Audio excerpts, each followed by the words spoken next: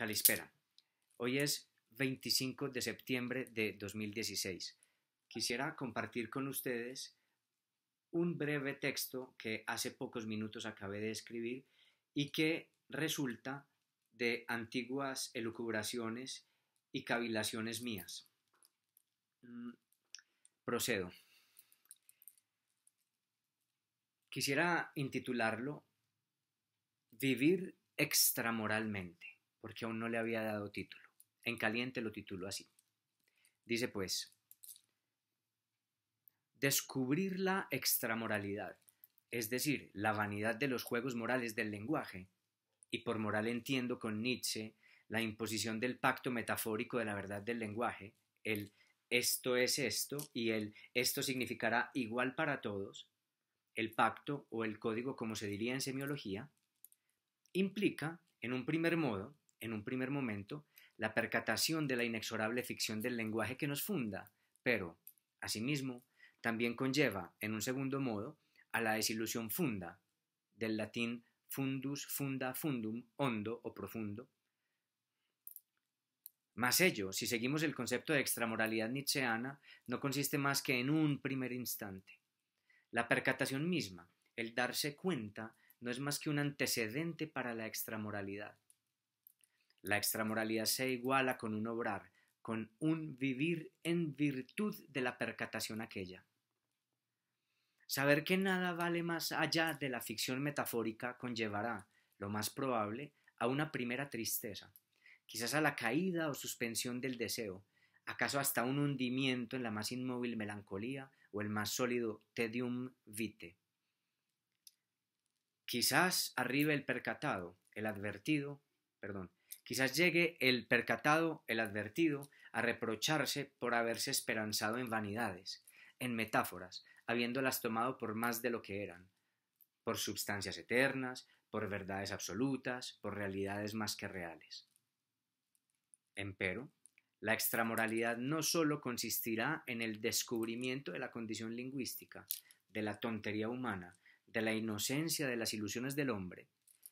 No sólo se descubre cómo funciona el mecanismo, si es que puede saberse algo realmente de suyo, sino que también acarrea la liberación de la voluntad esencialista, metafísica, opresiva del otro.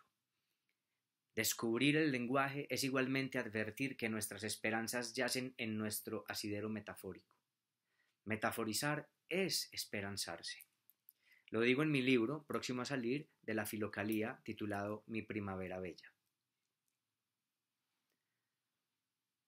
La extramoralidad supone una aceptación del lenguaje, es decir, de lo humano en primera medida, de las condiciones innegociables del lenguaje y de sus inevitables sensaciones de verdad y de sentido.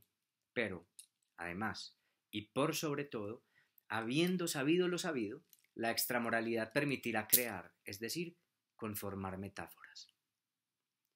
Quedarse en la desilusión no permitirá crear más, porque implica haberse desasido de la esperanza en el significado por saber lo mero significado.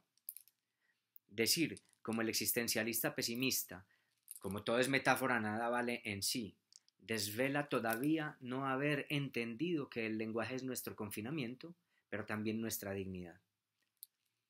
La extramoralidad requiere de otro paso, de la superación de la tristeza y de la defraudación.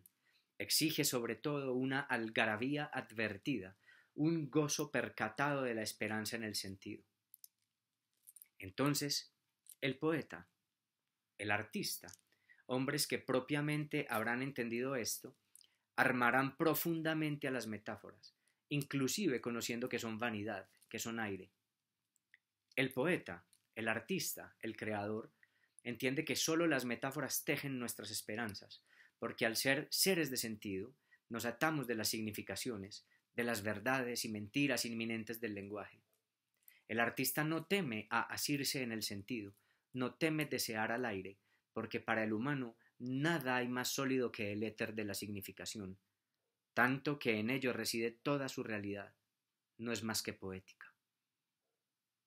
En otros términos, el poeta, modo de llamar a esta situación ética y estética, ama a las metáforas más que nada porque las sabe su medium, su órganon, pero sabiendo que puede crearlas y hasta saltárselas, llevándose, y proponiéndole al otro hasta una experiencia mística que ya no implicará trascendencia ultraterrena alguna, sino meramente estética, permitida por el cerco metafórico, un vivir estéticamente, un vivir bellamente, un vivir místicamente. Cioran, en Los peligros de la sensatez, se opone a esta extramoralidad. Comillas. Dice Cioran, la liberación es el polo opuesto de la inspiración. Abocarse a ella equivale para un escritor a una dimisión, es decir, a un suicidio. Si el escritor quiere producir, que siga sus buenas y sus malas inclinaciones, las malas sobre todo, pues si se emancipa de éstas, se aleja de sí mismo. Sus miserias son sus oportunidades. El medio más seguro para que eche a perder sus dones es que se sitúe por encima del éxito y del fracaso, del placer y del pesar, de la vida y de la muerte.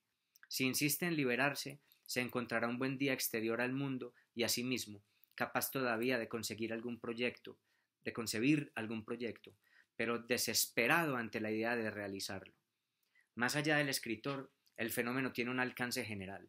A quien le importa la eficacia deberá hacer una disyunción total entre vivir y morir, agravar las parejas de contrarios, multiplicar abusivamente las irreductibilidades, regodearse en la antinomia, quedar, en suma, en la superficie de las cosas.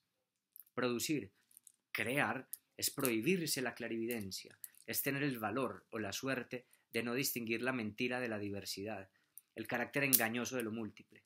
Una obra no es realizable a menos que nos ceguemos respecto a las apariencias. Desde el momento en que dejamos de atribuirles una dimensión metafísica, perdemos todos nuestros recursos. Cierro comillas. Pareciera que sí hay, desde luego, una visión creadora en Cioran, pero es una visión, como diría el psicoanálisis, que responde solamente a quedarse en el goce de las metáforas tal como se las ha asumido y tal como se las ha o tal como se ha identificado con ellas el sujeto. Sin embargo, la posición extramoral de Nietzsche supone una percatación que inicialmente pareciera que va a aniquilar todo deseo, pero que luego permite libertad. Y segundo, la extramoralidad de Nietzsche no es la pérdida del mundo, porque es seguir en el mundo, pero sabiéndose libre de crearlo. Prosigo con el texto, pero acá con el mío. Ya cerré las comillas del texto de Cioran. Pero ¿acaso haya de decírsele a Cioran que la extramoralidad permite crear luego? Pareciera que él aborreciera a la percatación, como si opinase que es preferible la creencia, la fe en la mentira de la metáfora, para poder seguir asidos a algo, para poder crear algo. Como se ha expuesto, pareciera que Cioran no tiene en cuenta sino la primera consecuencia de la percatación de lo extramoral, la desilusión, la defraudación. Pero, si se empeña más allá de toda imposibilidad, ese desahuciado puede volver a esperanzarse, ya sabiendo luego de haber destruido todo lo que era, todo en lo que creía, todo goce, meros significantes, meras metáforas dadas por el otro. Por último, con Borges se le podría argumentar a Cioran que el arte sabe que teje naderías, pero se dignifica en ellas. Bueno, este ha sido el video, este fue mi pensamiento del día de hoy. Muchas gracias por atenderlo, por reflexionarlo, por compartirlo y hasta por comentarlo. Prosto parón, aftaí Santa Ricamus Cimeron, ya. Naste calá, calinigta.